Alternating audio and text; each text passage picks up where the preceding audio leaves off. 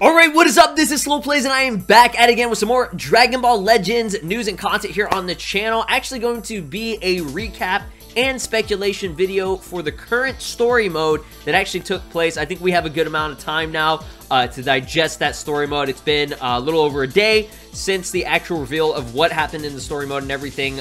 You guys probably, if you are subscribed to the channel, you probably already saw the video and you saw what kind of transpired at the very end. We got a massive cliffhanger, probably one of the biggest cliffhangers in Dragon Ball video game history. I mean, I know there's not really a lot of history when it comes to the Dragon Ball video games story mode, because let's be real, most of the story mode in all the Dragon Ball games that have ever released are pretty much just the normal story mode that you, or just the story of Dragon Ball throughout, you know, Z, Super, whatever it may be. Yeah, there's never really anything too creative. So when it comes to like Dragon Ball Legends, Xenoverse 2, Dragon Ball FighterZ, those games had more of a creative, you know, different take on a story, something that was just completely separate. It's not canon, just really unique stuff. And the only other time that we got this was actually very recently, which was last month with Xenoverse 2, the, you know, I was about to say Ultra Pack, the Legendary Pack 1 story mode that we had. There was a big cliffhanger. We're still left off with that cliffhanger. So it's cool to see that we're getting something similar. So just real quick, the screenshot that I have right here is my boy Giblet. And yes, it is confirmed from what Shallot did yell in the story mode. He didn't say Giblet, he says Giblet. Okay, he actually says Giblet. He like yells it. You know, shout out to Kagi for the voice acting on that. But what happens in this is that I think from what I, you know, saw was that Giblet was obviously still in his, not mind control, but he was still in his villainous sort of state. You know, he was getting, it was almost like a mind control type thing. Like the power that he received from the Mysterious Man was so overwhelming that it was starting to take over. And he has this little scene where it's like going into his subconscious mind, and he rejects that power. Kind of like, you know, it's almost like a Majin Vegeta type of deal. Almost, you know, not exactly the same. But he ends up rejecting that power and, you know, pretty much saying like, hey, I'm doing this myself. I want my own power. The only way that I'm going to get stronger is by training with my twin brother, you know, or not training, but fighting my twin brother and, you know, trying to be on the same level as him. Okay, so he's like, I don't need you anymore. I'm going to get my power my own way, which fucking respect to this man. Giblet finally has woken from his slumber, and he is truly becoming a cool character. I mean, he was already a badass character, but now it's kind of cool to see that he might potentially be on the side of good. You never know. We don't know exactly yet. So that was excellent. They've done an excellent job with the story mode, the animation that they had with it. They popped off yesterday. They popped the hell off. Shout out to the Dragon Ball Legends team. Y'all are doing great. Keep it up. So what did we see at the very end here? Let's go ahead and I'm just gonna minimize this real quick here. Yeah, here we go. Okay, so I got a lot of little shots here. Now this isn't every single little quote, but just all the ones that kind of make sense or whatever. So at the very end, you know, you have it's no gameplay or anything. It's just, you know, the story recap of what's going on, or like, you know, what's gonna happen.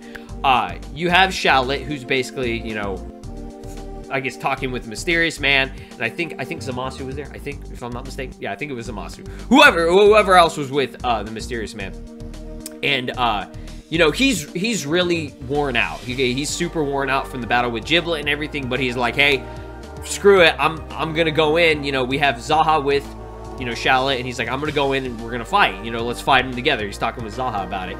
So Zahha ends up, what is shown is he ends up stabbing him with a, I mean, obviously his sword, but it shows like a keyblade type of thing. So yeah, he pretty much, now he's not dead, there's no way he's dead, but I mean, people were like, oh my god, is Shallot dead? Like, if you look at where he stabbed him, I mean, unless the Saiyan anatomy is different from a human, which I mean, obviously it probably is, but I don't think the heart is on the right side. The heart is generally, if I'm not mistaken, on the left side of your body. So I mean, that's going through his chest right there. Now, honestly, I don't know. I really don't know, you know, how silly they're going to get with it or how accurate they're going to get with it. But let's just say for the time being, I mean, he's the MC. He's the main character. He ain't dead. But, you know, this is a big-ass plot twist, massive betrayal that, I mean, I personally did expect... I didn't expect him to just, like, straight up, I don't know, like, betray him like that. I know nobody expected that, but I knew Zahha wasn't necessarily a good guy yet. Now, again, I don't know if he's just full, complete evil. We don't know. That's why I'm going to speculate in this video. We're going to talk about it. I read some of my comments. People were tweeting at me some really cool theories, and I was even thinking about some stuff too, and I was like, yo, this would be sick if they actually implemented it. So, basically, he goes, you did well, or I guess the mysterious man said, you did well, Shallot. That's what I'm assuming the question mark is or whatever. Shallot's like, oh, this can't be right or whatever. And then Zahha tells him, like, it's time for you to go to sleep. I'll take care of the rest or whatever. And then it shows his little, not a silhouette, but like his evil persona kind of like emanating from the background or whatever all the way over here on this right side. But yeah, that was pretty insane. Like I said, we speculated this about... I mean, to be accurate, 10 months ago, I thought Zahha was going to be the mysterious man, and that ended up, you know, obviously not coming into full fruition. We still don't know who the hell that guy is. I'm still gonna think it's Few. I don't, honestly, or maybe it's Zahha. Maybe it is Zahha, or like Zahha's twin. Maybe he has a twin too, and that's one of the theories that somebody had. So, that's all you really need to see about this if you missed the story mode. Like I said, if you care about the story mode, you should be at this point, or at least saw my video on it and everything. So, basically what I wanted to get into here was, this is a very good comment that I did see from my boy Drake Redgrave. So if you're all watching this, shout outs to you, fam. So he said, there are a few possibilities to why Zahha is evil. A, maybe he died, insert, you know, chapter here because I forgot. I'm gonna be honest, I did forget. I don't know exactly what chapter it was. This was, you know, a few chapters ago, or a few books or whatever ago. Zahha, you know, he ends up dying, you know, or dying, okay? We don't know what happened, and he was out of commission for a while, and then he comes back, and, you know, he's like, you know, Shallot's like, holy shit, you're back, like, what's up, what up, fam? And basically what Drake says is that, he thinks that the mastermind potentially revived him, made him evil, or made like a clone of him or something, you know, or that maybe that not even, who knows, that might not even be the same Zahha. We don't know. That's the thing. That's the best thing about this cliffhanger, is you can speculate so much stuff. So maybe he really isn't evil. This is just some evil clone, or maybe he's getting mind control, because you guys know the mastermind dude, that guy can do some crazy stuff. The mysterious man, he can do some crazy shit, okay? But he also says B, Zahha is the mastermind, which I was saying, like, he still is the mastermind, but he's made a clone to be Zahha, we know, basically having insight to all he does. Or C, this is a long shot, Zahha is the mastermind's brother or something, maybe even son. I know it's kind of stupid, but it's a possibility. No, I don't think that's stupid at all. That could definitely happen. Now, the reason why there is a good, not a good chance, but like, you know, why this can be a possibility, and it's not, I don't think it's that far-fetched, is because I can't really think of any character that could be the mastermind that would actually make sense, that would be epic. I know they want to make this story mode badass. Now, I still think it's some type of Demon Realm character. I really do. I'm gonna keep on that path, because the Demon Realm is obviously, I mean, in my opinion, the most sinister type of, you know, race slash character. You know, before somebody says I'm racist and I get canceled. Yeah, it's like, you know, probably the most sinister side. Like, I can't, there are some good, I guess, demon race characters. Maybe like, it was Raberu or whatever. In Dragon Ball Heroes, her and apparently Demigra, they're kind of on the side. I don't want to say necessarily the good side, but they're helping out, you know, the good party, like Goku, Vegeta, and stuff, from what we've seen so far recently. Now, again, I have no idea what their intention is or what's going to be, you know, happening with it or whatever. But, you know, they can be good, you know, good in a way. But, yeah, I don't know who else it could be. I speculated a lot, and I'm just thinking about, like, even if it is Few. I was talking to D-Free, like I said, you know, if you've seen previous videos, I talked with D-Free about this, and he knows all about the licensing and stuff and how they, you know, do things. Now, there is a good possibility, and I still think that this could potentially happen. I really hope it does, because we still have Legendary Pack 2 of Xenoverse 2, that DLC that's coming out at the end of this year. Yeah, in the fall. Now, what I'm thinking is they might potentially, I think this would be epic, they do a collaboration, okay? They've done one with Fighters, and they've done one with Kakarot. They've already had 2 collaborations with Dragon Ball Legends, okay? They have not done one with Xenoverse 2 yet. Xenoverse 2 is the most popular game. It's by the same developers. You know, Dimps develops Dragon Ball Legends and Xenoverse 2. These are gonna cross paths at one point. They have to, okay? If they don't, it doesn't make any sense to me. Like, there's no reason for it. Dragon Ball, you know, Legends is hot right now. Xenoverse 2 has this new DLC story that's coming through. They're still doing stuff. Dude, Shallot, oh my god, that would be so cool. Shallot in Xenoverse 2, I would shit my ass, bro. It would be insane. But, yeah, basically what I'm thinking is they'll do a collaboration, and they'll reveal that the mastermind was Few, or something like that, you know, or Towa, or Mira, or someone, Demigra. I don't know who it could be. It's got to be some demon character. Now, if they don't do that, it's got to be someone related to Zahha, okay? That's what I'm thinking, okay? It's got to be something like that. I don't know, though, because Zahha is a mysterious, magical swordsman. What I saw, okay, and I do apologize for this here. I'm going to show you guys. I said in previous videos that, or at least yesterday's video, that he was a demon race character. Now, that was my mistake. It was what Dabura said. Dabura speculates that Zahha is of the demon realm, but Zahha said to him that he is on the wrong end of the stick, okay? I completely forgot about that dialogue or whatever, because obviously it's been a very long time since we played that part in the story. And, you know, I'm not reading every single little piece of dialogue, but I do, for the most part, read it to understand the story. Now, like I said, you know, that's a lot going on there. You know, the fact that he says that he's on the end of the wrong stick. Wrong end of the stick. What do I say? That stupid saying. He basically says that that's not right. That is incorrect. He is not of the demon realm race or whatever. And it says right here that Zahha is a magical swordsman who was sent here by the space-time confusion. Despite his icy demeanor, he steps in the Adar here. So, we really don't know what he is. I don't know what he is. It just says he's a magic swordsman, and he denies that he is of the demon realm race. Now, he could definitely be a fucking liar, you know? He's already shown that he's a motherfucker and he's betraying people. So, yeah, that's what I'm thinking. There is a possibility that he didn't betray him. You know, he's a good guy or whatever. But last thing that I want to get into, and I know this video is already super long and, you know, ridiculous, but I love talking about this and I love speculating.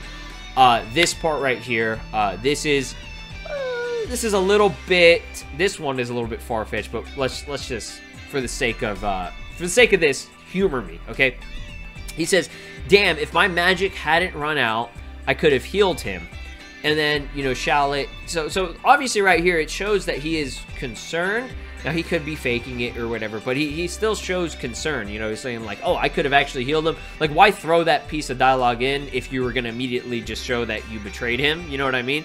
I don't know. I just feel like that's just kind of unnecessary. Like, oh, yeah. You know, he's saying it. It's not, like, in parentheses, so it's not, like, in his mind or whatever. He's actually saying this, like, out loud or whatever. I don't know. But we'll see. But, yeah, Shallot, you know, he's super hard-headed as a character, you know, like most MCs are. And he's like, you know, screw it, I'm low on energy, but let's attack him together or whatever.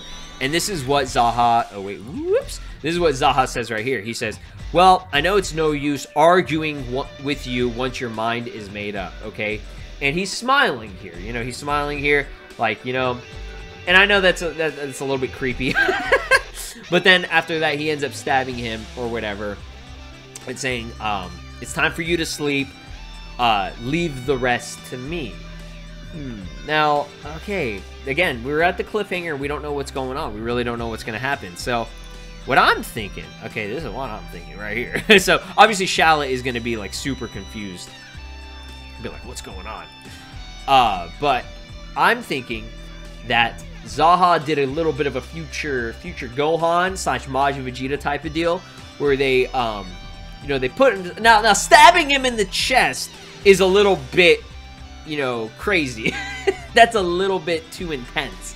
But, I mean, he didn't, from what I'm saying, he didn't kill him. He didn't kill him. Like, that wasn't a vital spot. From what I'm seeing, exactly where he got stabbed, that is not a vital spot. So, I'm telling you, the Shallot, he's still alive. He's definitely going to be out of commission.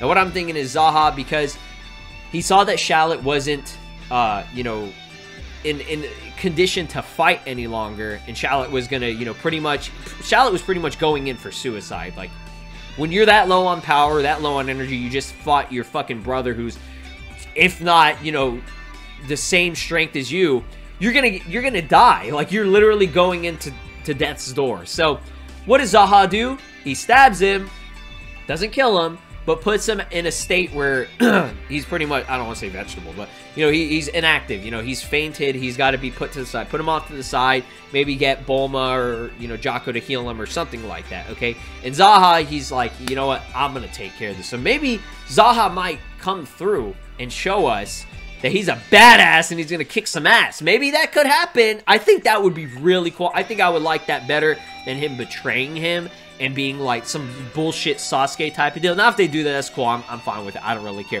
Either way, I think it would be cool. But I think it would be really cool if Zahha comes through. And because, like, we haven't really seen a lot. We don't know a lot about Zahha. Zahha could be this badass, bro. He could have, he's going to go fucking super demon or something like that. Again, I don't know if he's a demon, but he might do some sick shit, bro. He might come through and he'd be like, yo, I'm pull out 7 swords, man. He's gonna, instead of the 7 Dragon Balls, you're gonna pull out the 7 Chaos Emeralds and shit like that. You're gonna do some jujitsu up the ass. This man's gonna do shadow clone jutsu. I don't know. He's a magician, all right? He's Stephen Strange. He's Doctor Strange. He's gonna be doing some evil, good sorcerer magic.